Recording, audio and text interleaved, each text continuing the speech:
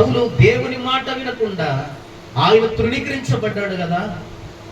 సౌలు మాట్లాడకపోయేసరికి సమయలాత్మ బయటకు వచ్చి మాట్లాడుతుంది. దేవుడే నిన్ను తృణీకరిస్తే, దేవుడే నిన్ను అసహించుకుంటే, దేవుడే నిన్ను వదిలిపెడితే నేను నీతో ఇలా మాట్లాడగలను. నిజంగా భయం మన జీవితాల్లో ఉందా ప్రియ దేవుని బిడ్డలారా?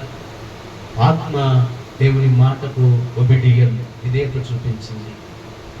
సృష్టి దేవుని యొక్క మాటకు విధేయతను చూపిస్తా ఉన్నది. సృష్టిలో ఉన్న ప్రతి జీవి ఆయన మాటకు లోబడే స్వభావం కలిగి ఉంది. కానీ ఇశ్రాయేలు ప్రజలు మాటి మాటికి దేవుణ్ణి శోధిస్తూ అరణ్యంలోనే వారు రాలిపోయారు ప్రియ దేవుని బిడ్డలారా. అందరినీ కానానుకు నడిపించే ప్రయాణంలో దేవుడు ఉంచితే అరణ్యంలో ఆయన శోధించి ఆకుల్లా రాలిపోయారు వారు. కనానులో ప్రవేశించిన వారిద్దరే అని బైబిల్ అంటుంది.